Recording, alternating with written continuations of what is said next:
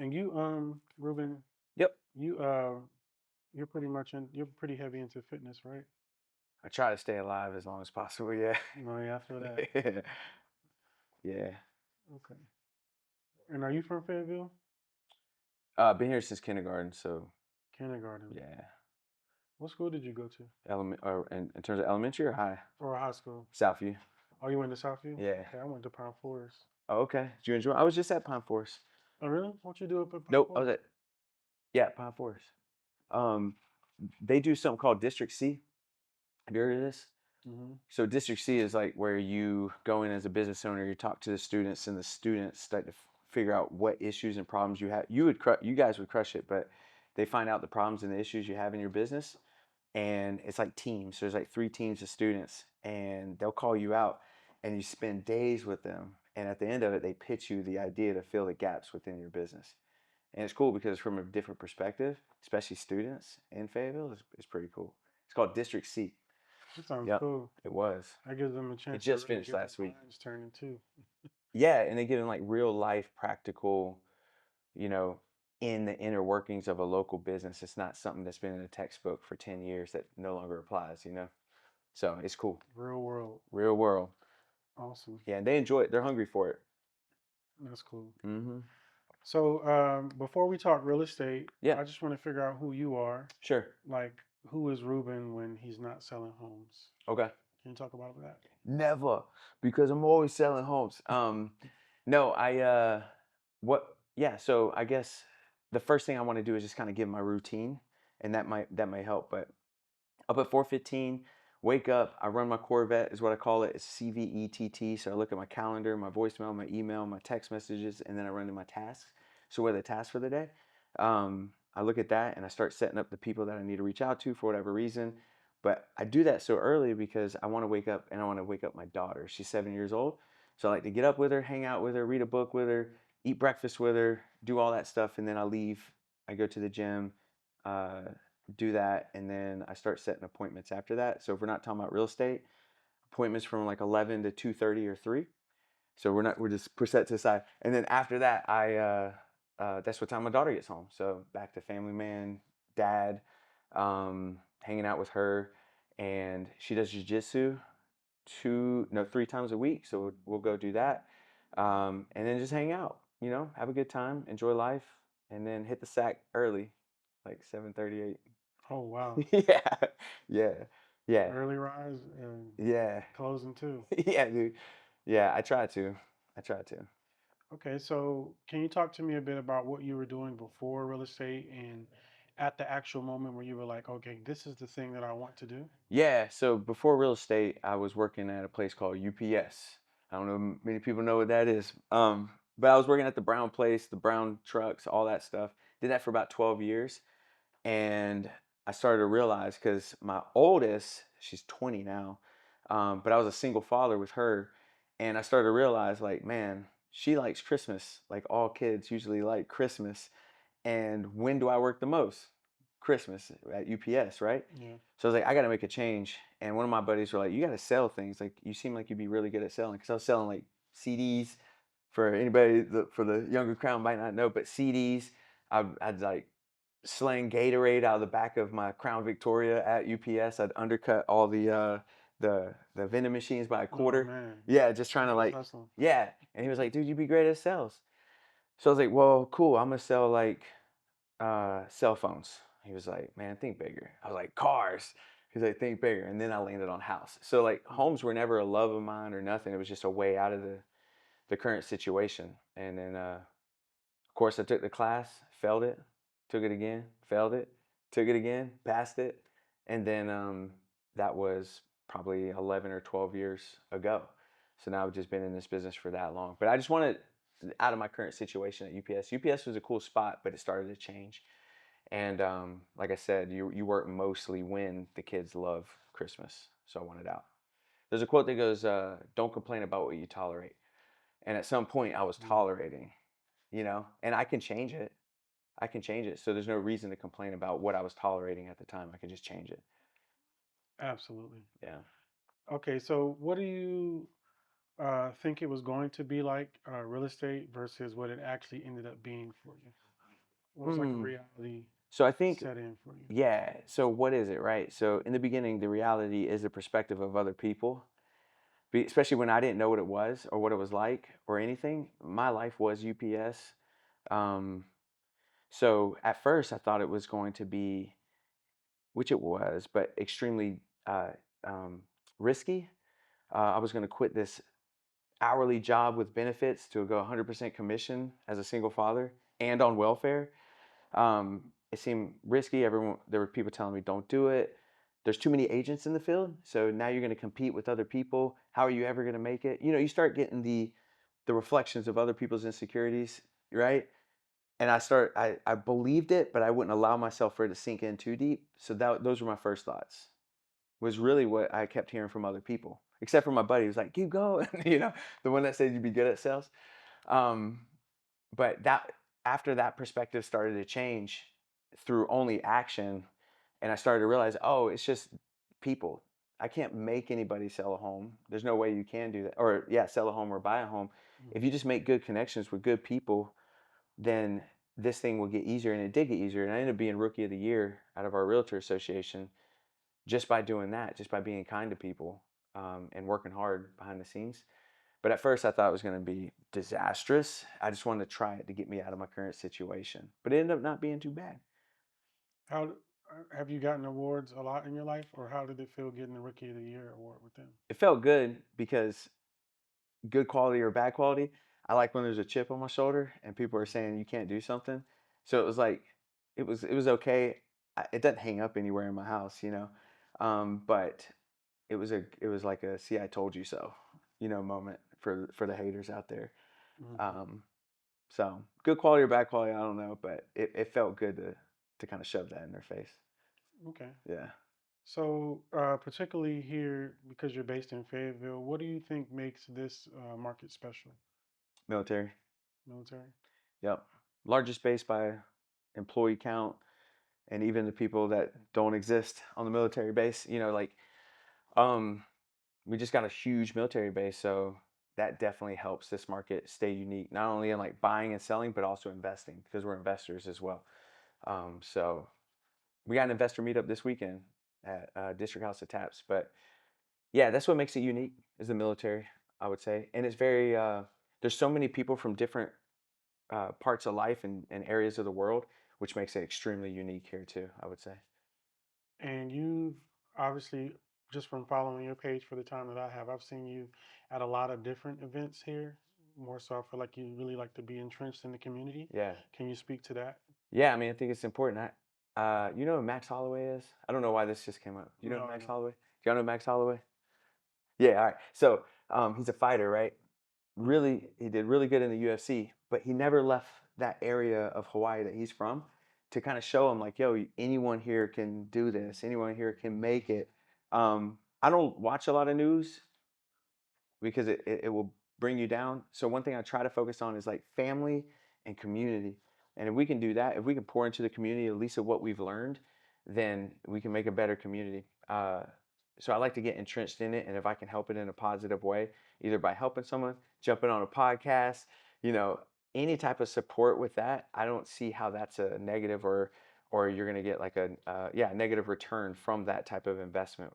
You know what I mean? This community is awesome, dude. I grew up on like the crazy side, but there's so many great entrepreneurs and talent here as well that and doing super unique stuff. It's very cool to be a part of, be on the ground floor of, and again, just kind of keep pushing. And I'm glad you saw it too, because the whole idea is to keep pushing the message that there are good people, there are good things, there's great things happening here.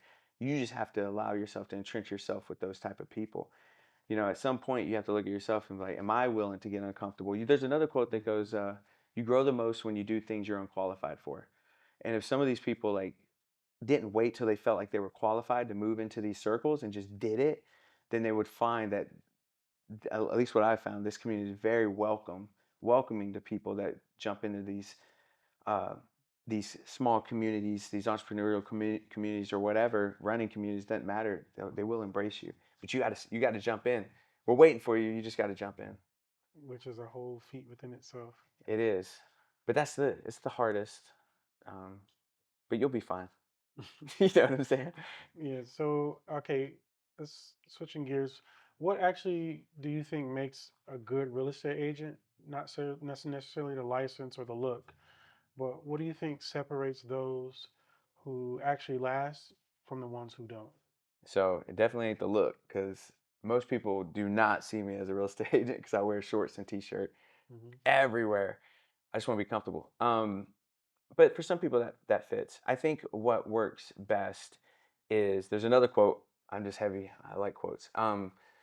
That goes, people don't care how much you know until they know how much you care. And I think once you like actually dive into somebody's human and understand like who they are, the goals that they have, and what's important to them behind that, then you'll be a successful real estate agent. Honestly, you would just be a successful human on earth, but Hmm. it just ends up being the vehicle as real estate for us. We just help people get what they want. I went on a listing appointment, um, and I wonder if she'll watch this, but single mom, 3 or 4 kids, loved her home, didn't want to move, but needed the equity to pay off debt, right? So as a real estate agent, you're like, all right, cool, I'm gonna sell this and get a commission. But I didn't do that. I was like, well, tell me more about like your goals and what do you want to do and where does this debt come from? Dude, we broke down like 3 different strategies. Like, all right, what are you spending money on though for real? Like, what are you subscribing to that where's money like leaving that you're trying to ignore? So we like looked at her budget first. And then we moved into, all right, so what would happen if you made more money? Oh man, I'd have to talk to these people. All right, which people? All right, and what would that conversation look like? Then we broke down like the disc assessment. Have y'all anyone heard of the disc assessment? So it's like high D's, high I's, high S, high C's. S and C's are like very calm, soft, analytical. That type. The high D's and I's are drivers, entrepreneurs, and that type of deal. So we like even built scripts to have conversations with the decision makers within the business for her to get a salary as a benefit to them by attaching her goals to it. We broke it all down, and I didn't leave with a listing, but that wasn't the goal. You The listing changed was their life. 100%, and I'm gonna hold her accountable to it. So I'm like, when are you talking to these people? So that way, when I follow back up, you can let me know how the conversation went, and then we can move wherever. So that's kind of the point, and I think you'll be fine if you don't concentrate on sales. You just concentrate on people. Hmm. You'll be all right. Yeah, you definitely transformed her life more so than just thinking she got a home. Yeah, or like anybody that she invites in her world is going to look for something in return, and it shouldn't be like that. It should be like, you know, just what a community would do is like, I'm gonna help you, and when the time comes, maybe you can help me. But if not, that's not the goal here. It's like just to lift you, and we'll see where we go. But by the way, when I do follow up and you haven't called anybody, then I'm gonna have to start stepping back because now you're showing me you don't want it as bad as you said you wanted it. That's why you got to Absolutely. attach that accountability piece. But Okay. And there's a lot of agents who actually hang their identity on the brokerage yeah, yeah. that they're with, but and you treat it like your own business. What does that distinction matter for you? Well, given this T-shirt, we sell this T-shirt. If it had the real estate, we have a firm, but we've aligned our firm with another firm. And if I was wearing that firm's shirt, Hmm. who would make the money? It'd be that firm, right? Yeah. And they're doing just fine. They're $1 billion company. They're doing all right. So if I can build my own, there's many reasons, but this is another thing. Is like we can bring the capital in, and if we could bring the capital in Fayetteville, there could be a way that we can then distribute back into Fayetteville instead of in Washington, the state where the firm is located, and we'll just keep the money here. Wow. That's one way for branding, but branding can then move into different categories and not just real estate, like T-shirts, or if we want to move into, I don't know, name it, a running club. I did approved by Ruben running club. Like brands can move across different industries. Just like if Jordan put his logo on a Dodge Durango, someone's buying it because it's a Jordan Dodge. He knows nothing about, but so it's got more verticals than if I just push the firm name. If you just brand yourself, and you're gonna have more buy-in on the success of it because it's yours. Hmm. You own it. You own it, and your name's now attached to it. Yeah. So yeah. Okay. So can you walk me through what a good client relationship would look like to you from the first call to closing? And what are some of the moments that matter the most to you in that? There's some called a needs analysis, which is even on a call, which I was on a call before this. You want to understand. So it's four things. I said, look, Fayetteville's awesome. I graduated from Southfield. I'm holding up like I say four and I hold up three fingers. But there's four things to the needs analysis. Number one is the goal. So what is the goal? What are you trying to accomplish? The next thing is why. You don't ask them why are you trying to, but you do ask them what's important to you about selling your home. What's important to you about buying this home? Um, Goal why now. So where are you at now? That's number three. Where are you at now with this? Oh, I'm not even close. Oh, I'm still in debt. Whatever that conversation is. And then goal why now gap. So the gap is for me to figure out. If I can get them from where they're at now to where they want to be, what the goal is, but attach their why, because that's really the most important part. If I attach their why or the reason why it's important to them to the goal, then we're going to build a great relationship. And there's again more buy-in for them to have the result because they share with me what's important to them about it versus me saying, "Oh, I just need another number on the board." You know, I Mhm. just need another commission check. Like that makes it a very odd relationship. And I don't want to work with everybody, right? And if I find in the goal that it's not tied to something ethical or whatever, I'm like, oh man, hey, look, have a good one. Hope you have a great life, and then I'll just turn around. But through a needs analysis, I think you could find out a lot about someone and they can find out a lot about you if you can execute from the now to the gap or now to the goal. Now to the goal.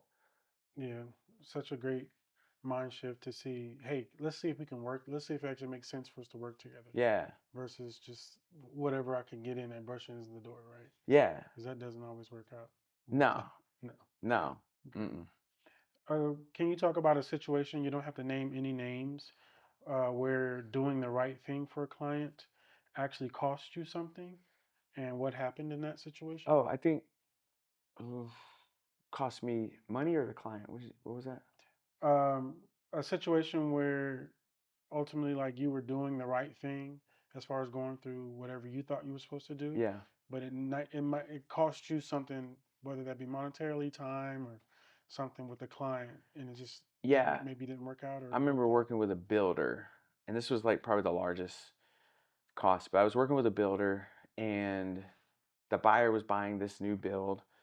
This was probably 10 years ago, man. So I didn't make that mistake again. But the builder's lender made promises of like closing costs covered and all this stuff.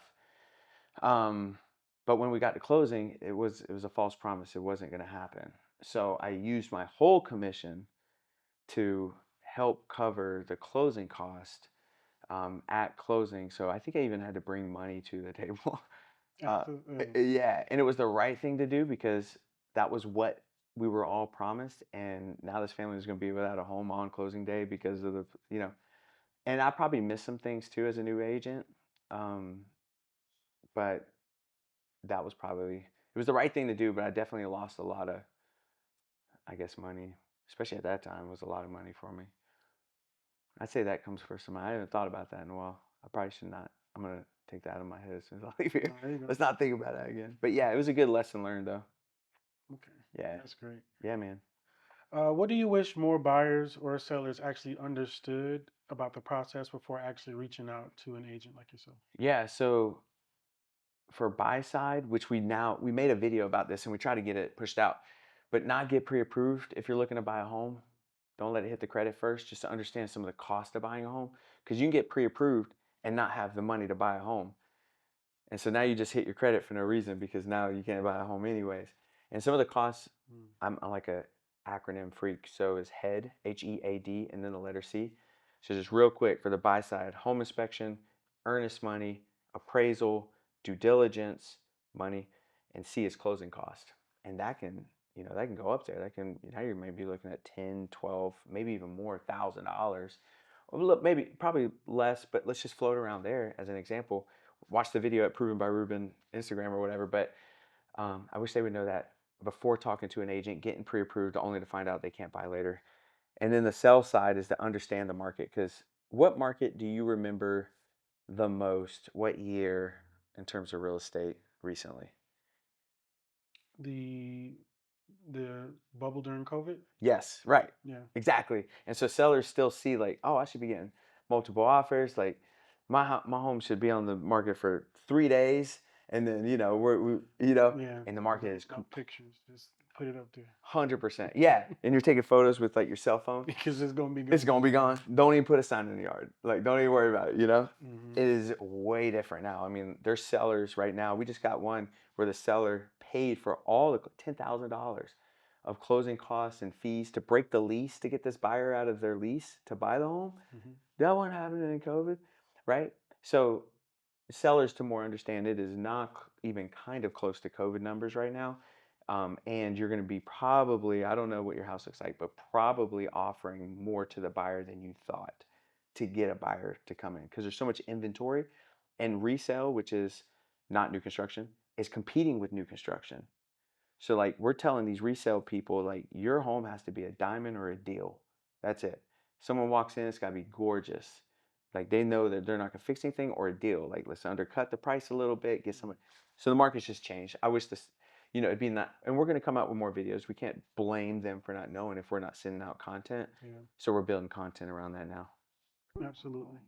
That's a great segue into my next question, which is what made you decide to start showing up more consistently online and investing your brand and content? Because I see you have not only just your page, but it's the Fine, Fayetteville. Find Fayetteville page and such, Yeah, which is really cool. yeah, And like another layer, just like, oh, I see this, and then I end up ultimately seeing Ruben. yeah. Can you talk a bit about what made you really get into doing the content in the first place? So I didn't even have social media until I got into real estate. Um, because I'm not romantic to a certain version of a piece of the market of like that's how it used to be, so I'm gonna stay there. I understand things evolve, and so it just evolved on social media. So I just jumped on, got really uncomfortable, made ridiculous videos, the whole thing, like Hmm. learned to ride a bike, and just got better with it. That's the reason why, is just because the market moved there. I used to be on Snapchat. We used to sell homes through Snapchat. Wow. And then Instagram was like, nah, we're doing stories. And then we saw our market move to the stories. So we weren't romantic to staying on Snapchat. We got rid of it and went to stories on Hmm. Instagram. So we just moved to where the market says, hey, we'd like it better here. We're like, cool, us too, And social media is that spot. Find Fayetteville. Find Fayetteville is more of like a project to highlight the cool entrepreneurs who are here. So it's now starting to evolve into more real estate, but in the beginning, that was the main reason. And so when people see, like I did a video that's like 10 reasons I hate Fayetteville or something like that, because I knew people were like, yeah, me too, yeah, try to get on it. And then I'm just breaking down like, there's bugs, like very simple stuff, but it's a positive twist to it. So it's really just a top of a funnel to get people's attention to understand like how cool Fayetteville is. You just have to be exposed to it.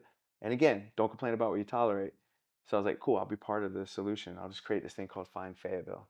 Absolutely. Yeah. Okay, and a lot of agents say they want to do more video, but they don't because of whether that be fear or time or whatever they try to use Yeah. as a mental block. What would you say either to that version of yourself before or to somebody who is on the verge or trying to get over that hump to getting into content? Yeah. And another quote that goes, change only happens when the current reality becomes harder than the change. So I don't know. Don't do social media then. Leave the market more open for us. Like, I don't know. There's another quote that goes, opportunity doesn't go away, it just goes to the next person. So cool. If you think that you're the only one with that opportunity and oh man, nope, I'll just gather it. Cool. You're not going to say hi to those people. I'm going to bring them in There you because go. I'm not willing to let that opportunity slide. Um, with every obstacle, there's an opportunity. Like all the Hmm. things. I would just say, if you want to come with us, we have content day on Mondays. Hit us up on Proven by Ruben on Instagram or wherever, and come with us. We do it at 10 o'clock next week. Next week's different, but we usually do it at 10 o'clock. Come with us. You'll find it's not too hard. As long as you get to be who you are and your person, and you outline that in the content, you'll be fine. There's another Dr. Seuss crushed this one, which is be who you are and say what you feel, because the ones who mind don't matter, and the ones who matter don't mind. So don't worry about Mm, like fitting a mold. Just be you, and you'll attract the people that you want to work with through content.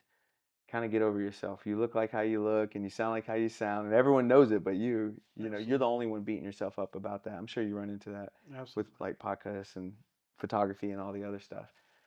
But yeah, Absolutely. I hope that helped. No, that's a great answer. Okay. It's an honest one too. Yeah, yeah. So when someone who doesn't know who you are at all and they watch one piece of your content, what do you want them to take from that? He gave it away. Like, I don't want them to buy. I don't want a paywall of knowledge or strategy or models or systems. Just I gave something away. That's it. If they came for some content to help them with something, hopefully they got it, and then they can do whatever they want with it without a paywall. Yeah. And what's something real about who you are that you actually want people to kind of be able to convey before they actually even meet you or get on a call with you from Um, seeing your content? yeah, something real about me. Yeah, that you kind of want to be conveyed through. Yeah. Um, hopefully approachable. Uh, I don't know. I think I give a lot of myself out there. Or man, if you don't know, but yeah, just approachable. Not willing to safeguard any quote unquote secrets. Very abundant mindset. Hmm. Uh, I hope that stuff comes across. Uh, yeah, because it's one thing for a lot of people who aren't making content like that. It's flyers or like a listing flyer or a headshot. Like that can't really convey a message. But Totally. like I've seen a lot of your content, and you kind of give it all out. I Yeah, think that's pretty interesting that you do content days on a Monday, I and had it's to. like, yeah, like the structure to that because you can't just oh I'm gonna do it this day, you know. Yeah, So yeah. So there's a quote that goes, "If it's not on your calendar, it doesn't exist." So we're like calendar freaks, man. Everything goes into the calendar. Um, I call it my freedom structure. There is freedom behind it hmm. uh, through structure, and we have to. And then we hold each other accountable, right? Because it's not just me. Um, you don't want to let any of your buddies down. So I highly recommend doing that, putting it in the calendar for sure. Absolutely. And we'll finish up with a rapid fire section. Let's go. All right, so just to the best of your ability, Hmm. buyer or seller, which client do you secretly prefer? Buyer. Buyer. Best advice you ever gotten about the real estate business in one sentence. Be yourself. And the one thing a buyer does that makes you want to pull your hair out. Buy something while they're under contract and ruins the pre-approval process, they can no longer buy a home. Oof. Buy something under credit or debt. So now their debt to income ratio is off. Okay. Fayetteville's most underrated neighborhood right now. Oh, underrated Hmm. in terms of investing? Yeah, or just beautiful space to stay or kind of area to stay, anything like that. I love all the parks, but that is not a neighborhood. Dude, what a good one. Underrated. Where do I see people going? Underrated. I know we're down on time too. Mm, man, I want to say anywhere downtown, but that's not underrated. Golly, what did Isaac say? Oh man. Um, Oh man. Oh, underrated, dude. I'm gonna have to think about that one no worries. I'll come back to that one. because I'm so mixed between like family and investing, which are two different dynamics. Um, I've always loved the neighborhood Water's Edge. I think the homes are super unique. I love that it's near water, it's near like shopping and entertainment. I like Water's Edge. Okay. Okay. Water's Edge it is. What's a real estate hot take you'd say out loud, but agents wouldn't? Uh, hot take that other agents wouldn't say. Honestly, I see a lot of agents fake the funk. They try to be something that they're not, and they're only attracting the things that they don't want by doing that. I am, I mean, I'm very heavy on, hey, agent, be what you want and say what you feel. Because the ones who mind don't matter, and the ones who matter don't mind. Like, very heavy on just being yourself. You don't have to put on the suit. You don't. If that's your thing, cool. You don't have to put on the suit. You don't have to put on the tie. You don't have to put on the heels. Just go out there, be kind, work hard, and be yourself, and it will all work out. Okay. And It's completely disruptive of what the industry wants, and the industry wants to keep a lot of things very old school and doesn't understand like the adaptive part of what needs to happen, and we disrupt a lot, and there's a lot of challenges we run into because of it. But as long as you be yourself and you see a better process in something, just move forward. Just move forward. I would say as long as it's not beating up the real estate commissioner or anything like that. What's the one question you wish people asked you more? Uh, how maybe depending on the relationship, but how I could help them change maybe one of the move them in a direction of man the question I know the answer, but the question would have to be something along the lines of like, hey man, how can you help me in X that affects my family, community, and ultimately the impact that they want to create. I think it's some of I just want to help. So if they ask a question that gets me closer to helping them impact something larger than themselves, then I think I entertain that question. Insert however that question is worded. I got you. You pretty philosophical guy, I see. Just think a lot. I just so what's one thing you wish you knew about real estate in your year one? That it appreciates. I wish I would have invested way earlier. Yeah, Okay. that it appreciates. And there's a lot of tax benefits. And when you start to understand that the wealthy sees real estate Mm, as a bank account that pushes off cash interest and that grows in value and has tax benefits. beautiful. Yeah. If you weren't doing this, what would you be doing? Driving, anything with driving. I love to drive cars. So, Oh, yeah. yeah, anything with that would be a blast. Real estate is a lot like blank. Real estate is a lot like a Maury show. Oh wow. Yo, there's drama, but there's also excitement. There's also an audience cheering you on, then they're booing you. It's like, do you remember Maury? Absolutely. Yeah, Absolutely. it's like a Maury show. Absolutely. Man, that's crazy. That's an interesting answer. Yeah, my bad. No, you're good. That That's was so good. crazy. I don't know why that came up, but it is. At least I didn't go Jerry Springer. Maury's a That's little bit kind more of I watered would down. say Jerry them in crazy. the same. Them probably on the same programming. Jerry crazy though. Oh man. And last one is first home you ever sold. What would you, or what do you remember about that? The first one I ever sold was a condo off of Ramsey Street, and I remember dealing with the dad more than the client, and he was cool. They bought it cash, so my first closing was like done in 2 weeks. It was Well, cool, yeah. But it's a 90-day business. What you do today shows up 90 days from now, so it takes you a minute to get there. But it was cool. That was a cool. It was a condo off Ramsey Street, cash.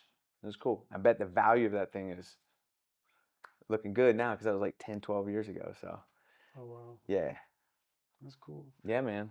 Well, yeah, that concludes the rapid fire section, Cool. and that is the we're close to in the episode. I'll allow you to talk about any kind of current things you got going on with yourself, or be able to say your Instagram handle or anything you want to do around that. Okay. Instagram is proven by Ruben, but that's on all social media platforms, proven by Ruben. Outside of that, go support your local people. And that could be tattoo artists, photography, podcasts, your local grocery store. It doesn't just go in and meet these people and like have a conversation. Challenge yourself to ask 2 to 3 questions before you leave there about them. Not like, how do I look? Don't make it about you. Just ask about the other person. I would say that's the challenge. Go to 3 local businesses you've never been to for a service or a product and ask that person 3 questions. Great. Well, that concludes it. Ruben, I'm glad to have you on the Me too, podcast. man. This was the Visible Agent. Let's go. All right. Great. Thanks, dude. Boom. Cut.